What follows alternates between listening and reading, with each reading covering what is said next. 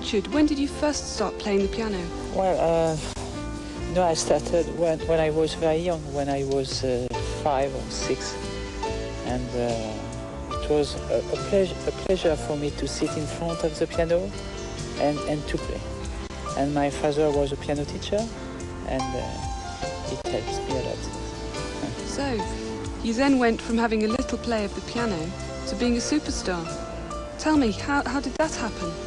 Well, you know, after to study classical music, you know, I started to play with friends, musicians, and after I started to play in studio, and after I met my producers, and I met Olivier Toussaint, Paul de Senneville, and I started my first record. Tell me about that. Well, do you mean my first single? Yes, my first single was Ballad for Adeline, and I recorded it in 1976, and it was a big hit in Spain, in Europe, and after in South America, Australia, New Zealand, and Japan, all around the world. And how surprised were you about that? Yes, because, you know, for example, I didn't want to be a classical pianist, and I was very happy when I was an accompanist for different French singers, for example, and to record my first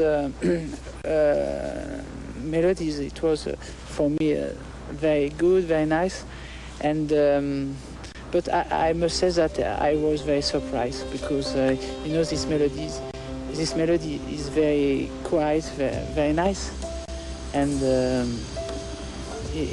I must say that I'm very lucky. So, what do you think it is that makes your music so popular? Maybe it is because my way of playing the piano, my repertoire, and once again my personality. You know, I'm a very quiet person, and it's always for me a pleasure to play very nice melodies, and I think people need this kind of music. Where do you get your inspiration from?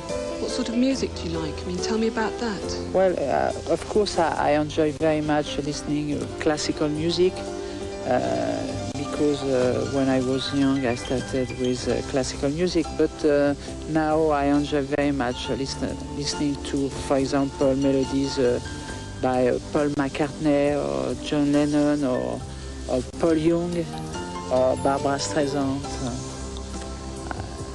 There are a lot of very good singers. What about heavy metal, things like that? Not really, no. I don't like it too much. No. How do you classify yourself, though?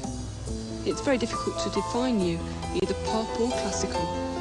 I think I am between classical and popular music, but it's difficult to find a good word for this kind of music.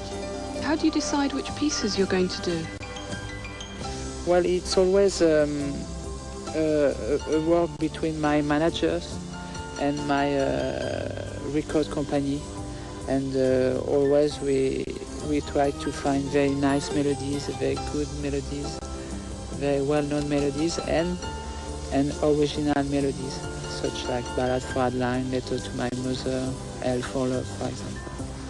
Now, when you do melodies that other people have written, do you ever get any reaction from those artists?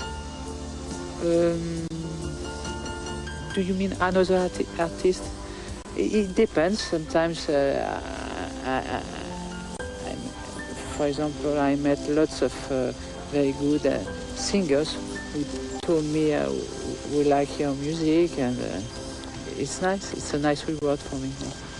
And when you've finished a piece of music by another singer, for example, do you send them it to listen to it? No, because I'm very shy, you know, I prefer to keep with me. How much time do you spend touring?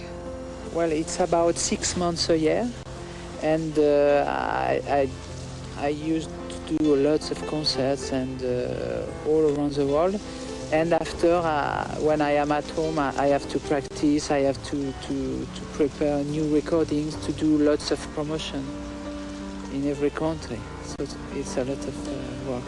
How many records do you release a year?